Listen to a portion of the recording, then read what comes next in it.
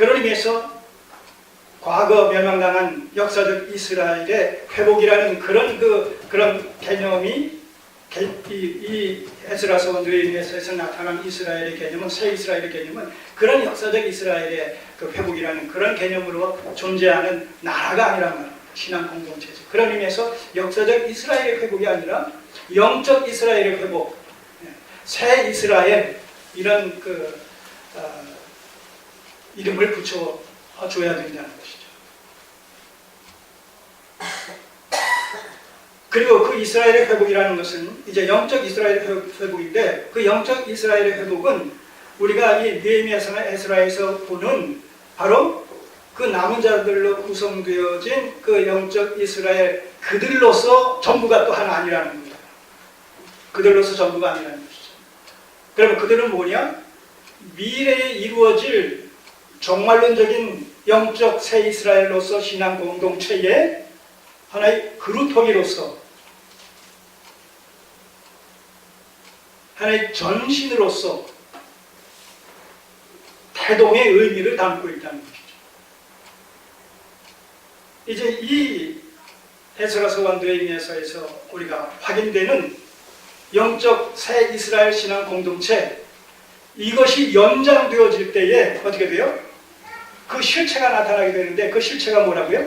이게 바로 교회라는 거예요. 교회 공동체란 말입니다. 그런 의미에서 에스라서와 느헤미야서에서 나타나고 있는 이 새 이스라엘로서 영적 신앙 공동체는 이제 미래의 그 실체가 드러날 교회 공동체와의 관계성 속에서 하나의 전신으로서, 그루터기로서, 또 그 미래의 교회를 이제 출산하게 되어지는 하나의 태동으로서의 역할과 기능을 담당하고 있다는 것이죠. 굉장히 중요한 거예요. 여기서 우리는 이스라엘의 회복이라는 그 표현 속에 의미가 이중적으로 담겨 있다는 사실을 깨닫게 되는 것이죠.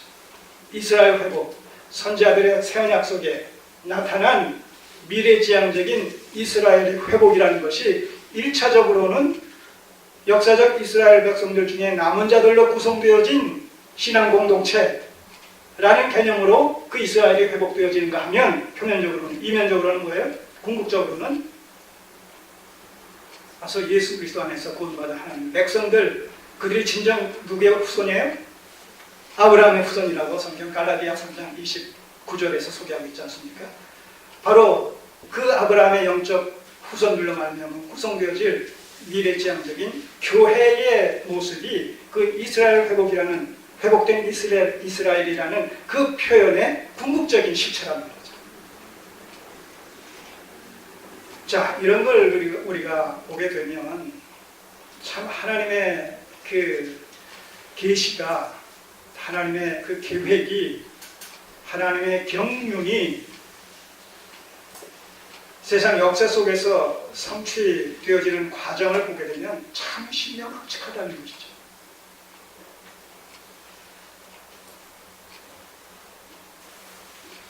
한 사람이 태어나서 잉태되어지고 출산되어지고, 그래서 유아기와 소년기와 이제 청년기와 이 장년기와 노년기를 이렇게 거치는 인생살이를 한번 잠깐 돌아보면 참 신명확측하잖아요. 하다못해 미물 같은 이런 이 나비의 한 해살이를 한번 또 생각해 보세요. 배추벌레가 번데기의 과정을 거쳐서 우화가 됨으로 말미암아 나비가 되어진다? 참 상상을 초월하는 그런 하나님의 신명확측하신 그런 그 계획, 솜씨, 이런 것을 보게 되지 않습니까? 그 무슨 개미 귀신같이 뭐 이렇게 모래를 이렇게 구덩이를 파놓고 뭐 벌레들이 지나가다가 또 이 개미 같은 것들이 지나가다가 그 모래 이렇게 구멍 뚫린 주갈 같은 데서 딱대로 굴러서 온 가운데를 딱 떨어지면 그 안에서 뭐 발 같은 게 딱 나와서 탁 채가지고 또 쏙 들어가요. 개미 귀신 같은, 개미 귀신이라고 했나? 뭐 하여튼 그런 건데, 이게 명주잠자리라는 아주 가냘프고도 길쭉한 이런 날개를 갖고 있는 그 명주 잠자리, 아주 현란한 이런 모습을 갖추고 있는데, 그런 아름다운 명주 잠자리가 되리라고는 상상이 안 가면 이 매치가 안 돼요. 개미 귀신 같은 흉물스러운, 흉측스러운 이 벌레 같은 것이 이게 이렇게 아름다운 색깔을 갖고 있는 명주 잠자리가 되어진다. 근데 이 과정 속에 번데기가 있다는 말입니다. 하나님의 뜻이 하늘에서 이루어진 것 같이 이 땅이 이루어지는 그 과정을 보게 되면 참 수천년 수만년 그 시간을 통해서 우리가 성경적으로 보게 되면 예표와 모형의 어떤 계시 역사를 지나서 때가 찰 때에 그것이 실체화되어지는 이런 모습들을 우리가 이 언약적 구속사건에 입각해서 성경을 우리가 연구하고 같이 상고하는 과정 속에서 아주 구체적으로 세밀하게 입체적으로 지금 확인하고 있지 않습니까? 오늘도 2017년 10월 오늘 15일 이 하루도 그 하나님의 뜻의 크신 경륜 속에 어떤 성취를 이루기 위해서 존재하는 의미로서의 오늘 하루다. 이렇게 생각해 볼 때 오늘이라는 이 하루의 의미가 얼마나 신명막측합니까? 얼마나 의미가 있고 가치가 있는 한 날입니까? 우리는 그저 어제의 연속이요, 내일을 위한 하나의 준비로서의 오늘이란 날의 개념을 단순하게 생각할지 모르지만, 이런 하나님의 크신 경륜, 창세로부터 이제 종말에 이르기까지의 이 경륜 속에 하루하루가 하나님의 뜻을 이루는 일에 다 요긴하게 사용되어지는 하나의 과정에 다 포함되고 있다는 사실을 생각할 때 하루하루를 우리가 의미 있고 가치 있게 정말 보내야 되겠다라는 사실을 새삼 깨닫게 됩니다. 오늘 우리가 살펴보는 이제 이 느헤미야서 8장은 느헤미야서 1장에서 7장까지는 이제 그 예루살렘 성벽 중건이다라는 이런 주제하에 진행이 되어져 왔습니다.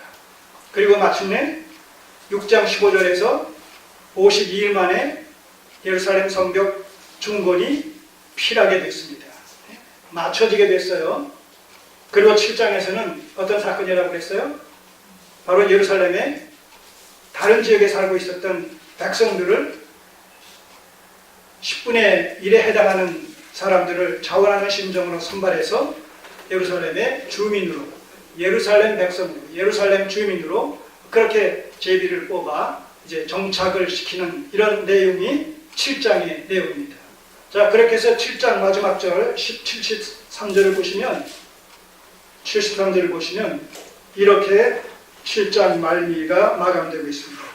이와 같이 제사장들과 레위 사람들과 문지기들과 노래하는 자들과 백성 몇 명과 느리님 사람들과 온 이스라엘이 다 그 본송에 거하였느니라. 그 본송에 거하였다는 얘기는 각각 자기의 처소, 자기의 살던 처소로 이제 다 돌아가서 성벽 이전에 일상적인 삶으로 돌아갔다라는 얘기입니다. 예루살렘 성 안에도 이제는 그 성이 유지되어질 수 있는 충분한 주민들이, 백성들이 살기에 아울러서 됐다는 얘기입니다. 자, 이렇게 해서 이 성벽 재건과 관련되어진 모든 필요 충분 조건들이 충족되어지면서 7장이 마감됩니다. 그런 의미에서 이제 8장부터 13장까지 내용은 새로운 주제, 물론 앞에 예루살렘 성벽 중건과 무관한 주제라는 의미가 아니라 이제 거기에 플러스 새로운 주제로서 이제 말씀 회복을 통한 영적인 부흥과 신앙의 회복이라는 이런 주제를 가지고 이제 8장부터 소개가 되고 있습니다. 자, 그런 의미에서 8장은 새로운 주제에 대한 첫 장의 의미를 띠고 있죠. 자, 한번 살펴보겠습니다. 이스라엘 자손이 그 본성에 거하였더니 7월에 이르러 모든 백성이 일제히 수문앞 광장에 모여 학사 에스라에게 여호와께서 이스라엘에게 명하신 모세 율법책을 가지고 오기를 청하매.